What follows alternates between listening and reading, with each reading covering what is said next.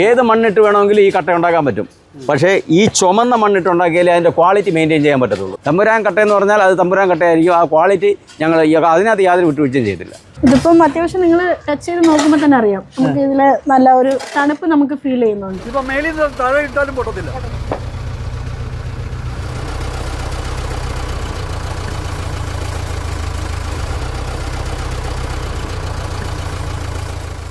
അത് വീടെന്ന് പറയുമ്പോൾ ഒരു വ്യക്തിയുടെ ഒരു സ്വപ്നമല്ലേ? ഇതിന് ഒത്തിരി സ്റ്റഡി ചെയ്ത് കാണും. അതെ അതെ, കുറെ സ്റ്റഡി ചെയ്തായിരുന്നു.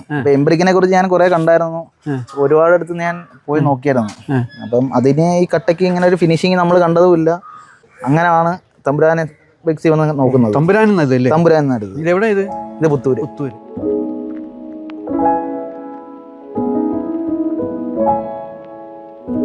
ഇതിന്റെ സ്ട്രെങ്ത് ഒക്കെ എങ്ങനെ അവര് പരിശോധിച്ചതൊക്കെ നടത്തിയതാണ്? അതെ അതെ, എഞ്ചിനീയറിംഗ് കോളേജിൽ ടെസ്റ്റ് റിപ്പോർട്ട് ചെയ്ത കട്ടയാണ്. ടെസ്റ്റ് റിപ്പോർട്ടിനുണ്ട്.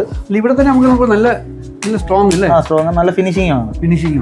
ഈ വയർ കട്ട് ബ്രിക്സ് തബൂക്കൊക്കെ വെച്ച് നോക്കുമ്പോഴേ ഇതിന്റെ വിലയിൽ എങ്ങനെ, അതിനൊക്കെ കുറവാണോ കൂടുതലാണോ? വിലയിൽ ചെറിയ നേരിയ വ്യത്യാസമുണ്ട്. അത് തന്നെ ചൂട് കുറവാണ്, മറ്റുള്ള കട്ടകളെക്കാട്ടിൽ ഇച്ചിരി ചൂട് കുറവാണ്. അപ്പൊ നമുക്ക് മറ്റ് ബ്രിക്സുകളൊക്കെ ചെറിയ വ്യത്യാസം ഉണ്ടെങ്കിലും നമ്മൾ ലൈഫിന് വലിയ ലാഭമാണ്. നമ്മൾ കിടന്ന് ഉറങ്ങേണ്ട സ്ഥലമാണ് നമ്മളെ വീട്, സ്വന്തമായി ഉറങ്ങാം അല്ലേ?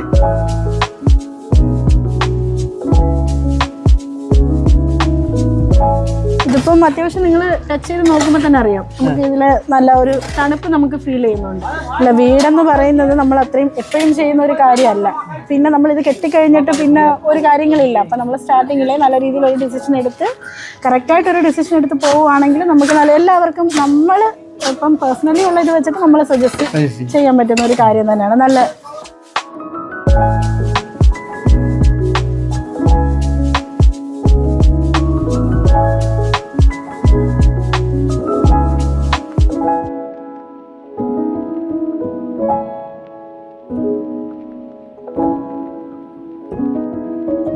നമസ്കാരം, പേര് തമ്പു, മനോരാജ്.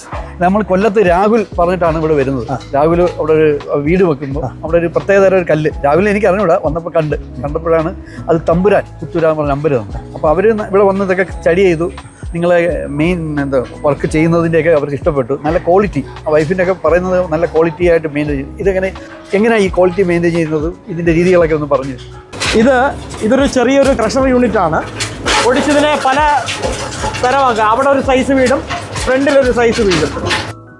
അതൊരു പാൻ മിക്സറാണ്. ആ പാൻ മിക്സറിനകത്തോട്ട് നമ്മൾ സിമൻറ്റ് അളന്ന് അതിനകത്ത് ആഡ് ചെയ്യും. ഇതൊരു 600 ലിറ്ററോളം വരുന്ന ഒരു ഹൈഡ്രോളിക് ടാങ്കാണ്. ഇതിൻ്റെ സപ്പോർട്ടോടുകൂടിയാണ് നമ്മൾ ഈ കല്ല് അടിക്കുന്നത്. അതായത് ഒരു 55-60 ടണ്ണ് വെയിറ്റാണ്. താഴെ നിന്ന് മേളിൽ നിന്നുള്ള കംപ്രഷനാണ്. നമുക്ക് കംപ്രസ് ചെയ്യാൻ പോവാ അല്ലേ? അതെ അതെ, കംപ്രസ് ചെയ്യാൻ പോവാം. ഇത് നമ്മൾ 2 ദിവസം വെയിലത്തല്ല, നമ്മൾ തണലുള്ളിടത്ത് തന്നെ നമ്മൾ ഇത് ഒരു 2 ദിവസം കീപ്പ് ചെയ്യും. അതൊരു ക്യൂറിങ് പ്രോസസ്സിൻ്റെ ആദ്യത്തെ സ്റ്റേജാണ്. ഇതിപ്പോൾ ഇന്ന് ചെയ്ത കല്ല് മാത്രമാണ് ഇരിക്കുന്നത്. ബാക്കി ചെയ്ത കല്ലുകളെല്ലാം പുറത്തേക്ക് പോയിട്ടുണ്ട്. 3-ാം ദിവസം നമ്മൾ പുറത്തേക്ക് ഇറക്കുന്നു. പിന്നെ ഇവിടെയാണ് ബാക്കിയുള്ള ക്യൂറിങ് പ്രോസസ്സ് നടക്കുന്നത്. ഇത് നമ്മൾ കാലാവസ്ഥ അനുസരിച്ച് നമ്മൾ 2 നേരമോ 3 നേരമോ ആയിട്ട് ഇതിനെ ക്യൂറിങ് പ്രോസസ്സ് നടത്തും. ഈ വെള്ളം ഒഴിച്ചു കൊടുക്കും. മഡ്രിക്സ് എന്ന് പറയുന്നതും ഈ CSEB എന്ന് പറയുന്ന സാധനം ഒന്ന് തന്നെയാണ്. അതായത് CSEB എന്ന് പറഞ്ഞാൽ കംപ്രസ്ഡ് സ്റ്റെബിലൈസ്ഡ് എർത്ത് ബ്ലോക്സ്. അത് കംപ്രസ് ചെയ്ത്, അതായത് ലാറ്ററൈറ്റ് സോയിലിനെ കംപ്രസ് ചെയ്തിട്ടാണ് നമ്മൾ ഈ കല്ലുണ്ടാക്കുന്നത്.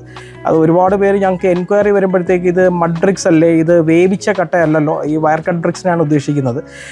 പക്ഷേ നമ്മൾ പറയുകയാണെന്നുണ്ടെങ്കിൽ വയർ കട്ട് ബ്രിക്സിനെ കാട്ടിയും ഓൾമോസ്റ്റ് ഒരു 3 times ഒക്കെയാണ് ഇതിൻ്റെ സ്ട്രെങ്ത് വരുന്നത്.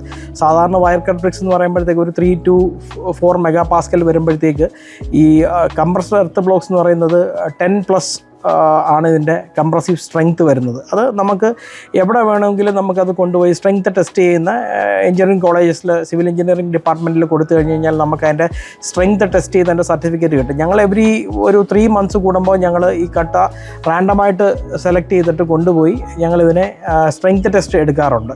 JCBയും വലിയ ടിപ്പർ ലോറിയൊക്കെ ഞങ്ങൾ ഇടയ്ക്ക് പ്രൊഡക്ഷനിൽ നിന്ന് ഒരാഴ്ചയ്ക്ക് ഇടയ്ക്ക് ഉണ്ടാകുന്ന പ്രൊഡക്ഷനിൽ നിന്ന് എടുത്തിട്ട് ഇതിൻ്റെ പുറത്തൂടെ നമ്മൾ കയറ്റി ഇറക്കി നോക്കും.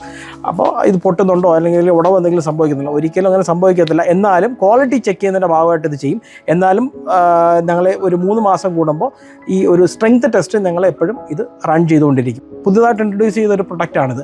അതുകൊണ്ട് അതിൻ്റെ സ്ട്രെങ്ത് ചിലർക്ക് സംശയം ഉണ്ടാവാം, സ്വാഭാവികമാണ്. അപ്പോൾ അവരിത് കൊണ്ടുവന്ന് കല്ല് കൊണ്ടുപോയി അവിടെ കൊണ്ടുപോയി ടെസ്റ്റ് ചെയ്തിട്ടാണ് പലരും എടുത്തേക്കുന്നത് കല്ല്.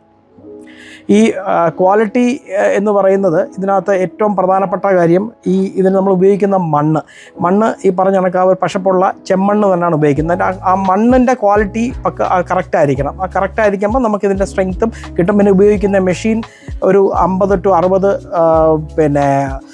ടൺ കപ്പാസിറ്റി ഉള്ള കംപ്രഷൻ ചെയ്യുന്ന മെഷീനാണ് നമ്മൾ ഉപയോഗിക്കുന്നത്. അപ്പം അത്രയും കംപ്രഷൻ നമ്മൾ വന്നു കഴിഞ്ഞ് കഴിഞ്ഞാൽ പിന്നെ ഇതിനെ വെള്ളം പിടിച്ചെടുക്കാനുള്ള കഴിവ് ഉണ്ടാവത്തില്ല. അത് തന്നെ ഒരു മെയിൻ അഡ്വാൻറ്റേജ് ആണ്. അപ്പോഴത്തേക്ക് ഇത് വെള്ളം പെടുന്ന് കുതിർന്നു കഴിഞ്ഞ് കഴിഞ്ഞാൽ ഈ കട്ട പെട്ടെന്ന് ചീത്തയായി പോകാനുള്ള സാധ്യത കൂടുതലാണ്. അതായത് ഉടഞ്ഞു പോകാനും പൊഴിഞ്ഞു പോകാനുള്ള സാധ്യത കൂടുതലാണ്. നമുക്ക് അങ്ങനെ ഒരു വിഷയം വരുന്നില്ല. പിന്നെ ഞങ്ങൾ ഒരു പാക്കറ്റ് സിമെൻറ്റ്, ഞങ്ങൾക്ക് ഒരു മിക്സിംഗ് ലോട്ടുണ്ട്. ആ മിക്സിംഗ് ലോട്ടിലേക്ക് നമ്മൾ ഒരു പാക്കറ്റ് സിമെൻറ്റിൽ ഓൾമോസ്റ്റ് ഒരു 30 to 33 കല്ല് ആണ് നമുക്ക് ഉണ്ടായി വരുന്നത്. അത് ഏകദേശം ഈ പറഞ്ഞ പോലെ ഒരു കല്ലിനകത്ത് 1.5 കിലോ സിമെൻറ്റ് ആഡ് ആവുന്നുണ്ട്. ഈ 1.5 കിലോ സിമെൻറ്റ് ആഡ് ആവുന്നതുകൊണ്ട് തന്നെ അതിൻ്റെ സ്ട്രെങ്ത് അത്രയും മാത്രം സ്ട്രോങ് ആയിരിക്കും ഈ കല്ല്. ട്രഡീഷണലി കൂടുതൽ ആളുകൾ ഉപയോഗിക്കുന്നത് ഈ സിമെൻറ്റ് ബ്ലോക്സ് ഉപയോഗിച്ച് വീട് നിർമ്മാണം ചെയ്യുന്നവരുണ്ട്. വയർ കട്ട് ബ്രിക്സ് ഉപയോഗിച്ച് വീട് നിർമ്മിക്കുന്നവരുണ്ട്. നമ്മുടെ ഈ കട്ടയെന്ന് പറയുന്നത് 2 സൈസിലാണ് വരുന്നത്. 12:8:8, 12:8:6. ഞാൻ ഇഞ്ചസിലാണ് പറയുന്നത്. 12:8:8, 12:8:6 അങ്ങനെ 2 സൈസിലാണ് നമുക്ക് കല്ലുകൾ വരുന്നത്. ഈ 12:8:8 കല്ലെന്ന് പറഞ്ഞു കഴിഞ്ഞാൽ നമ്മുടെ സാധാരണ ചെറിയ വയർ കട്ട് ബ്രിക്സിൻ്റെ 6 വയർ കട്ട് ബ്രിക്സിന് തുല്യമാണ് ഒരു 12:8:8 വലിയ ബ്ലോക്ക്. അപ്പോൾ ഒരു കൺസ്ട്രക്ഷന് ഒരാൾ നമ്മുടെ കല്ല് മേടിക്കുമ്പോൾ ഈ ഒരു 6 കല്ല് എടുത്തു വെച്ച് കെട്ടി ചെയ്യുന്ന ടൈമിൽ നമുക്ക് ഈ ഒരൊറ്റ കല്ലുകൊണ്ട് നമുക്ക് അതിൻ്റെ വർക്ക് അത്രയും സ്പീഡായിട്ട് ചെയ്യാൻ പറ്റും. അതായത് കൺസ്ട്രക്ഷൻ കോസ്റ്റ് കുറയ്ക്കാൻ പറ്റും എന്നുള്ളതാണ് ഇതിൻ്റെ ഏറ്റവും പ്രധാനപ്പെട്ട കാര്യം. അതായത് ഒരു 30 to 40% നമ്മുടെ കൺസ്ട്രക്ഷന് വരുന്ന കോസ്റ്റ് കുറയ്ക്കാം. അതായത് വയർ കട്ട് ബ്രിക്സ്, അതായത് ക്വാളിറ്റിയുള്ള വയർ കട്ട് ബ്രിക്സ് ഒക്കെ ഏകദേശം ഒരു 10-16 രൂപ റേഞ്ച് വരും ഒരു കല്ലിന്. അപ്പോൾ ഇതുമായിട്ട് കമ്പയർ ചെയ്യുമ്പോഴുള്ള ഒരു കോസ്റ്റ് ഡിഫറൻസ് ഉണ്ട്. പിന്നീട് വർക്ക് പെട്ടെന്ന് തീരും. പിന്നെ സ്ട്രെങ്ത്ത്, ഇതെല്ലാം ഒരു അഡ്വാൻറ്റേജ് ആണ്. പിന്നെ ഇതിന് എടുത്തു പറയേണ്ട ഇതൊരു നമ്മുടെ ഈ ചെമ്മണ്ണിൽ യൂസ് ചെയ്ത് ഉണ്ടാക്കുന്ന കല്ലായതുകൊണ്ട് ഇത് കുറച്ച് നമ്മുടെ ടെമ്പറേച്ചർ നമ്മുടെ കേരളത്തിലെ കാലാവസ്ഥ മാറിക്കൊണ്ടിരിക്കുന്ന നമുക്കറിയാം. ചൂട് കൂടി വരികയാണ്. ഇതിൻ്റെ ഒരു പ്രത്യേകത എന്ന് പറഞ്ഞാൽ നമുക്കൊരു 3 to 4 ഡിഗ്രി നമ്മുടെ വീട്ടിനകത്തുള്ള ഊഷ്മാവ് നമുക്ക് കുറയ്ക്കാൻ പറ്റും. അപ്പോൾ അതൊരു വലിയ അഡ്വാൻറ്റേജ് ആണ്. സാറിന് സിമെൻറ്റ് ബ്ലോക്സൊക്കെ ഇട്ട് കിട്ടുന്ന വീടുകൾക്ക് അറിയാം, നല്ല ചൂടായിരിക്കും. വയർ കട്ട് ബ്രിക്സും ഒട്ടും മോശമല്ല, താരതമ്യേന അതിനടുത്ത് തന്നെ ഈ ചൂട് വരും. പക്ഷേ നമ്മുടെ ഈ കംപ്രസർ എടുത്ത് ബ്ലോക്സ് ഇട്ട് കെട്ടുമ്പോഴത്തേക്കുള്ള ചൂട് നമുക്ക് ഒരു 3 to 4 ഡിഗ്രി ചൂട് നമുക്ക് തണുപ്പ് നിലനിർത്താൻ പറ്റും. റൂംസ് ഇൻസൈഡിൽ നമുക്ക് ട്രഡീഷണലി പണ്ട് മുതലേ ഉള്ള ഈ ചീങ്കല്ല് വെച്ച് കെട്ടിയിട്ടുള്ള വീടുകൾക്ക് അറിയാം, പൊതുവേ അകത്തൊരു തണുപ്പ്, അതേ തണുപ്പ് നമുക്കിത് വീടിൻ്റെ ഇൻസൈഡ് നമുക്ക് കിട്ടും. ഇതോടൊപ്പം തന്നെ ഇത് സിമെൻറ്റ് ബ്ലോക്സ് ആണെങ്കിൽ നമുക്കറിയാം, ഇത് വീടിൻ്റെ അകവും പുറവും ഒരേപോലെ നമുക്ക് പ്ലാസ്റ്റർ ചെയ്യണം. നമുക്ക് ഈ കല്ലിന് ഉപയോഗിക്കുകയാണെങ്കിൽ നമുക്ക് വീടിൻ്റെ പുറം മാത്രം പ്ലാസ്റ്റർ ചെയ്താൽ മതിയായിരിക്കും. അകത്ത് നമുക്ക് ഈ പുട്ടി പ്ലാസ്റ്ററിങ് ചെയ്താൽ മതി. നമുക്ക് കോസ്റ്റ് കുറയ്ക്കാൻ പറ്റും. പിന്നെ ലേബർ കോസ്റ്റ് ഭീകരമായിട്ട് നമുക്ക് കുറയ്ക്കാൻ പറ്റും. പിന്നെ ഇതിൻ്റെ ടൈം സേവിങ് ആണ്. ഞാൻ നേരത്തെ പറഞ്ഞ പോലെ നമുക്ക് വളരെ കുറച്ച് സമയം കൊണ്ട് കൺസ്ട്രക്ഷൻ നമുക്ക് തീർക്കാനായിട്ട് പറ്റും. സിമെൻറ്റ് ബ്ലോക്സ് ഉപയോഗിക്കുമ്പോൾ ലേബർ കോസ്റ്റ് കുറയും. ഉറപ്പായിട്ടും ലേബർ കോസ്റ്റ് നമുക്ക് കുറയ്ക്കാൻ പറ്റും. കാര്യം നമുക്ക് 10 ദിവസം കൊണ്ട് ഈ സിമെൻറ്റ് ബ്ലോക്സിലോ അല്ലെങ്കിൽ വയർ കട്ട് ബ്രിക്സിലോ തീരേണ്ടതാണെങ്കിൽ ഇത് 5-6 ദിവസം കൊണ്ട് നമുക്ക് ഇതിൻ്റെ വർക്ക് തീർക്കാൻ പറ്റും. കാര്യം 5-6 കട്ട എടുത്ത് വെച്ച് നമ്മൾ നൂലൊക്കെ പിടിച്ചത് അതിൻ്റെ ലെവൽ കറക്റ്റ് ചെയ്ത് കെട്ടുന്ന സമയത്ത് ഇത് ഒരു കല്ല് വെക്കുമ്പോൾ 6 കല്ല് വെക്കുന്നതിന് തുല്യമാണ്. അതേപോലെ തന്നെ നമ്മളിപ്പം വീട്ടിൽ പൂശാതെ എക്സ്പോസ്ഡ് ബ്രിക്സ് ലുക്ക് കൊടുക്കാൻ പറ്റുമല്ലോ, അപ്പോൾ അത് പൂശുന്നതിൻ്റെ കോസ്റ്റ് കുറയും. എന്നാലും ഞങ്ങൾ ഈ പുറത്ത് പൂശാതിരിക്കുന്നതിനോട് ഞാനത് റെക്കമെൻഡ് ചെയ്യുന്നില്ല. ചെയ്യുന്നവരുണ്ട്, നമുക്കത് കറക്റ്റ് മേശിരിമാർക്കറിയാം, കൺസ്ട്രക്ഷൻ ചെയ്യുന്നവർക്കറിയാം, അല്ലാതെ ചെയ്യുന്നവരുണ്ട്. എന്നാലും ഞങ്ങൾ റെക്കമെൻഡ് ചെയ്യുന്നത് പുറത്ത് എന്തായാലും നമ്മൾ പൂഷണം. അതിപ്പോൾ ഏത് ബ്രിക്കായാലും നമ്മൾ പൂഷണം. ഈർപ്പം പ്രശ്നങ്ങൾ ഉണ്ടാവാതിരിക്കാനായിട്ട് അത് ഏത് കല്ലാണ് പൂഷണം. അകത്ത് ഇത് പ്ലാസ്റ്റർ ചെയ്യേണ്ട ആവശ്യം വരുന്നില്ല, പുട്ടി പ്ലാസ്റ്റർ ഉപയോഗിച്ചാൽ മാത്രം മതി. അപ്പോൾ നിങ്ങൾക്ക് അകത്ത് പൂശുന്നതിൻ്റെ കോസ്റ്റ് നിങ്ങൾക്ക് നല്ലോണം കുറയ്ക്കാൻ പറ്റും.